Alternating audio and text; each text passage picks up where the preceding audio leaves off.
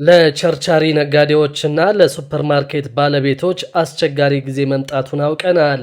መንግስት ይፋ ባደረገው አዲስ አሰራር መሰረት ዓለም አቀፍ ሱፐርማርኬት ስራ ሊጀምር መሆኑን ሰምተናል። በሌላ በኩል የግብርና መሳሪያዎችን ማገድ የሚያስችል ረቂቅ መመሪያ መውጣቱ ታውቋል። መሳሪያዎቹን ማገድ ብቻ ሳይሆን እንዲወገድም ይደረጋል ተብሏል። ሰላም ቤተሰቦቻችን፣ መረጃዎቹን የት ሀገርና የት ከተማ ሆናችሁ እየተከታተላችሁ እንደምትገኙ በሐሳብ መስጫው ላይ ጻፉልን። ዓለም አቀፍ ሱፐርማርኬቶች ወደ ኢትዮጵያ መግባታቸውን በተመለከተም ያላችሁን ሐሳብ አሳውቁን። አሁን ዝርዝር መረጃዎቹን አንድ በአንድ ወደ እናንተ እናደርሳለን። እስከ መጨረሻው አብራችሁን ቆዩ።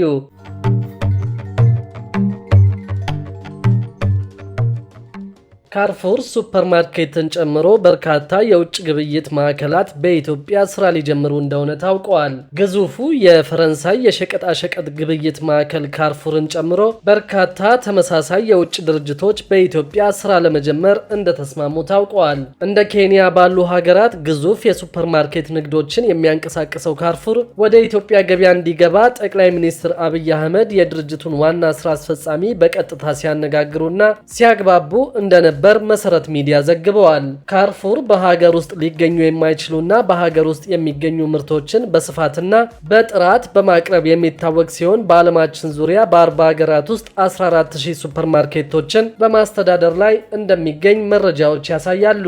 የካርፉር ወደ ኢትዮጵያ መምጣት ለሌሎች ሱፐርማርኬቶችም ሆነ በሌላ ዘርፍ ላይ ላሉ ድርጅቶች መምጣት ምክንያት ይሆናል ብለዋል መረጃ ሰጪው። የውጭ ኩባንያዎች በጅምላና ችርቻሮ ንግድ እንዲሳተፉ በሚኒስትሮች ምክር ቤት ከተፈቀደ በኋላ 40 የውጭ ኩባንያዎች ፈቃድ መውሰዳቸውን የኢትዮጵያ ኢንቨስትመንት ኮሚሽን በቅርቡ ማስታወቁ ይታወሳል። ለውጭ ኩባንያዎች በጅምላና ችርቻሮ ንግድ እንዲሳተፉ ፈቃድ ከተሰጠ በጣም አጭር ጊዜ እንደሆነ የገለጹት የኢንቨስትመንት ኮሚሽነር ዶክተር ዘለቀ ተመስገን ናቸው። በመመሪያው ማንኛውም የውጭ ኩባንያ ጥሬ ቡና፣ ጫት፣ የቅባት እህል፣ ጥራጥሬ፣ ቆዳና ሌጦ፣ የደን ውጤቶች፣ ዶሮና የቁም እንስሳትን ከገበያ በመግዛት የመላክ የውጭ ንግድ ኢንቨስትመንት መሰማራት እንደሚችል ተደንግጓል። ከኮሚሽኑ ፈቃድ ከተሰጣቸው የውጭ ኩባንያዎች ውስጥ በኤሌክትሪክ ተሽከርካሪ፣ በዘይት፣ በቁም እንስሳት፣ በጫት ንግድና ለተለያዩ አገልግሎት የሚውል ቅባት ማምረት ላይ የተሰማሩ እንዳሉበት ኮሚሽነሩ ገልጸዋል። ይህ ገበያ ለውጭ ኩባንያዎች በመዘጋቱ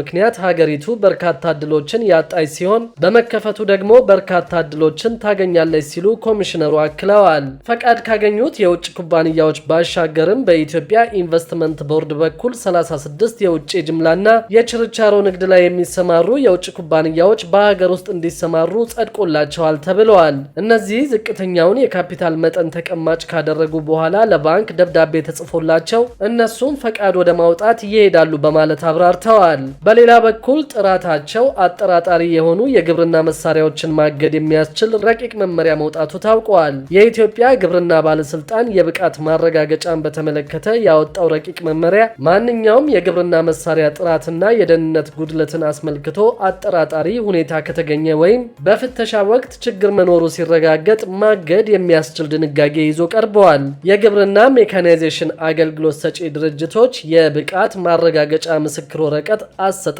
ቁጥጥር ረቂቅ መመሪያ የሚል ርዕስ የተሰጠው ረቂቁ ከያዛቸው ዋና ዋና ድንጋጌዎች መካከል የግብርና መሳሪያን ስለማገድ፣ የብቃት ማረጋገጫ ምስክር ወረቀት ስለመመለስ፣ የግብርና ሜካናይዜሽን የኪራይ አገልግሎትና ግብርና መሳሪያ ጥገና የሚሰጡ ግለሰቦች ማሟላት የሚጠበቅባቸውን የብቃት ማረጋገጫ መስፈርቶች ይገኙበታል። በረቂቅ መመሪያው መሰረት የግብርና መሳሪያን ስለማገድ በሚል የቀረበው ድንጋጌ ባለስልጣኑ ከመሳሪያ ጥራትና ጉድለትን በተያያዘ ችግር መኖሩን ሲያረጋግጥ ማገድ እንደሚችል ሲገልጽ፣ በዚህ ድንጋጌ መሰረት ተገልሎ የቆየ አስፈላጊው ምርመራ ተደርጎበት በጥቅም ላይ የማይውል መሆኑ ከተረጋገጠ ሊወገድ እንደሚችል ያስረዳል። ባለስልጣኑ ከዚህም ባለፈ የብቃት ማረጋገጫ ምስክር ወረቀት መሰረዝ የሚያስችላቸውን ሁኔታዎች በዝርዝር የሚያስረዳ አዲስ ክፍል በረቂቁ አካቷል።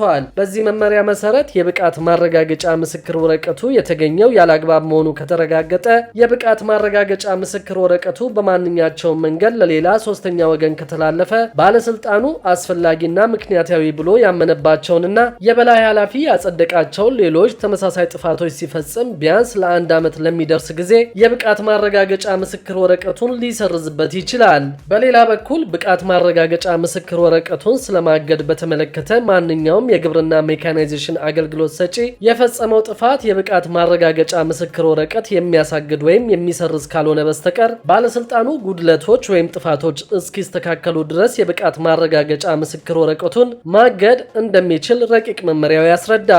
ማንኛውም የግብርና ሜካናይዜሽን አገልግሎት ሰጪ የፈጸመው ጥፋት የብቃት ማረጋገጫ ምስክር ወረቀት የሚያሳግድ ወይም የሚያሰርዝ ካልሆነ በስተቀር ባለስልጣኑ እንደ አግባብነቱ የቃል ወይም የጽሑፍ ማስጠንቀቂያ ሊሰጠው እንደሚችል በረቂቅ ድንጋጌው ላይ ተካቷል። በረቂቅ መመሪያውም የብቃት ማረጋገጫ ምስክር ወረቀት ስለመመለስ የተቀመጠው ዝርዝር ጉዳይ የሚያሳየው አንድ ግለሰብ የምስክር ወረቀት ከተሰጠበት የአገልግሎት አይነትና የስራ አድራሻ ለውጥ ሲያደርግ የቀድሞ የብቃት ማረጋገጫ ምስክር ወረቀቱን መመለስ እንደሚኖርበት ረቂቁ ያብራራል። በሌላ በኩል ደግሞ አሜሪካ ኢትዮጵያ ላይ የጣለችው ታሪፍ በአበባ፣ በአትክልት፣ በፍራፍሬና በዕፀ ጣዕም ምርቶች ላይ ተጽዕኖ እንደሚኖረው ተገልጿል። አሜሪካ ከ2 ሳምንት በፊት ኢትዮጵያን ጨምሮ በ60 ሀገሮች ላይ ከ10 በመቶ እስከ 145 በመቶ የቀረጥ ታሪፍ ጥላለች። የኢትዮጵያ አበባ፣ አትክልት፣ ፍራፍሬና ዕፀ ጣዕም አምራች ላኪዎች ማህበር አዲሱ ታሪፍ በአሜሪካ ያለውን ገበያ እንደሚጎዳው ገልጿል። 125 የአበባና አትክልት አምራቾችን በአባልነት የያዘው የኢትዮጵያ አበባ፣ አትክልት፣ ፍራፍሬና ዕፀ ጣዕም አምራቾች ማህበር በአሜሪካ የተጣለው ታሪፍ በምርቶች ዋጋ ላይ ተጽዕኖ ይፈጥራል ብለዋል። የማህበሩ የፕሮሞሽንና ኢንፎርሜሽን አገልግሎት ኃላፊ የምስራች ብርሃኑ እንዳሉት የኢትዮጵያ አበባና ተያያዥ ምርቶች ወደ አሜሪካ ገበያ ለመግባት የ3 በመቶ ቀረጥ በመክፈል ላይ እንደነበሩ ገልጸዋል። አሁን አሜሪካ በኢትዮጵያ ላይ የጣለችው የ10 በመቶ ታሪፍ ባለው ላይ ሲደመርበት የ13 በመቶ ቀረጥ ለመክፈል እንገደዳለን ሲሉ አስረድተዋል። ይህም ባለፉት 4 ዓመታት በአሜሪካ ገበያዎች እየተለመደ በመጣው የኢትዮጵያ አበባ ምርቶች ላይ ችግር ይፈጥራል በማለት ገልጸዋል። እንደ ኃላፊዋ ገለጻ ኢትዮጵያ ወደ ውጭ ከምትልካቸው የአበባ ምርቶች ውስጥ 65 በመቶ ያህሉን ወደ ኔዘርላንድስ የምትልክ ሲሆን ወደ አሜሪካ ሲላክ የነበረው አበባ ምርትም እያደገና ተወዳዳሪነቱም እየጨመረ መጥቷል። ኢትዮጵያ ወደ አሜሪካ ከምትልካቸው የአበባ ምርቶች በዓመት 45 ሚሊዮን ዶላር ገቢ በማግኘት ላይ መሆኗን አዲሱ ታሪፍ መተግበር ሲጀምር የዋጋ ጭማሪና የተወዳዳሪነት ፈተና ሊገጥመው እንደሚችል ኃላፊዋ ገልጸዋል። ኢኳዶርና ኮሎምቢያ በአሜሪካ ባለው የአበባ ንግድ ውስጥ ዋነኛ የኢትዮጵያ ተፎካካሪዎች ነበሩ ያሉት ኃላፊዋ የኢትዮጵያ አበባ ወደ አሜሪካ ገበያ ለመግባት ያለው የትራንስፖርት ዋጋ ትልቁ ፈተና መሆኑን ገልጸዋል። የኢኳዶርና የኮሎምቢያ አበባ አምራቾች ግን ለአሜሪካ ቅርብ በመሆናቸውና ለትራንስፖርት የሚያወጡት ወጪ አነስተኛ በመሆኑ በገበያ ውስጥ ተወዳዳሪ ሆነው እንዲቀጥሉ ያደርጋቸዋል ሲሉ አክለዋል። ታሪፉ የተጣለው በየጊዜው ወደ አሜሪካ ገበያ የአበባ ምርቶችን የሚልኩ የኢትዮጵያ አበባ ላኪ ኩባንያዎች ፍላጎታቸው እየጨመረበት ባለበት ጊዜ ነው ከማለት ባለፈ አምራቾች ገበያቸውን ለማሳደግ ከአሜሪካ ባለፈ ወደ እስያና መካከለኛው ምስራቅ ሀገሮች ለመላክ ጥረቶችን በማድረግ ላይ እንደሆኑም ጠቁመዋል። የኢትዮጵያ አበባ ንግድ ዋነኛ ተፎካካሪ የሆኑት ኢኳዶርና ኮሎምቢያ የ10 በመቶና የ16.8 በመቶ ታሪፍ የተጣለባቸው ሲሆን ካናዳና ሜክሲኮ ደግሞ ከዚህ በፊት ባላቸው የሁለትዮሽ ስምምነት መሰረት ምንም አይነት ቀረጥ አልተጣለባቸውም። የኢትዮጵያ ዋነኛ የአበባ ምርት መዳረሻ የሆኑት የአውሮፓ ሀገሮች ደግሞ የ20 በመቶ ቀረጥ ተጥሎባቸዋል። አሜሪካ የጣለችውን አዲስ ታሪፍ ከቻይና በስተቀር ባሉ ሀገሮች ላይ የተፈጻሚነት ጊዜውን ለ90